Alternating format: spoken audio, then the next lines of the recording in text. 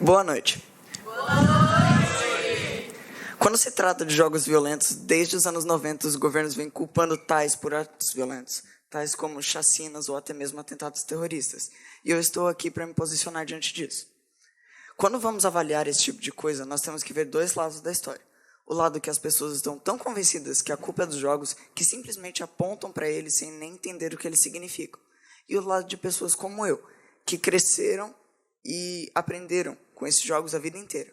E além de confusos, porque as acusações não fazem nenhum sentido, nos sentimos ofendidos por acusarem algo que tanto amamos de uma coisa tão horrível.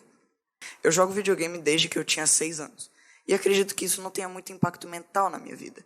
E inclusive me fez conhecer gente nova. O ponto é que o videogame pode sim causar violência, mas depende de como o cérebro da pessoa funciona. Mas em vez da gente simplesmente apontar o dedo, dizer que está errado, dizer que é violento, por que a gente não pode ver o lado bom dos jogos? O que eles trazem de bom para a nossa vida? Muitas das coisas que eu pesquisei eu vou falar aqui, que é a agilidade do raciocínio. Foi comprovado por uma universidade na Holanda que pessoas que jogam mais de 1 hora por dia têm um tempo de resposta muito maior do que as que não jogam. A criatividade. Foi feito um estudo nos Estados Unidos que comprova que as crianças que jogam mais de 1 hora por dia também são bem mais criativas após responderem um teste.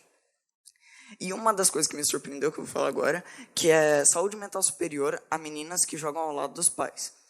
Foi comprovado também nos Estados Unidos que as meninas que jogam ao lado dos pais têm saúde mental superior, ou seja, tecnicamente elas são capazes de aguentar mais coisas. Mas parem para pensar agora. O que será que passa na cabeça de um jogador para ele ser acusado de coisas tão horríveis, tal como um assassinato, por exemplo?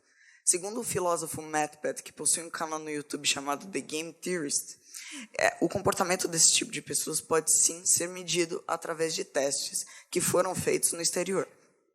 Esse teste possui uma escala. A escala vai de -1 até 1. Quando falamos de números negativos, quer dizer que não existe relação nenhuma. E quando falamos de números positivos, quer dizer que existe uma relação. Ela está lá. Os candidatos que fizeram esse teste jogaram mais de 1 hora e depois foram expostos a reagentes, tais como barulhos altos ou até mesmo molho de pimenta. E depois de medido o comportamento deles, foi colocado na escala um número de 0,2. Ou seja, existe uma relação, mas ela é muito, muito pequena. Foram feitas pesquisas aqui mesmo no Brasil, que comprovaram que pessoas que jogam são, na verdade, muito sociáveis e não possuíam nenhum tipo de contato com bullying ou mesmo atitudes violentas. Agora vamos falar um pouco das acusações, como foi o caso de Suzana, que teve uma das suas acusações de jogos violentos por conta dos atiradores. Não é porque uma pessoa tem em comum que joga esse tipo de jogo que ela necessariamente é uma pessoa violenta.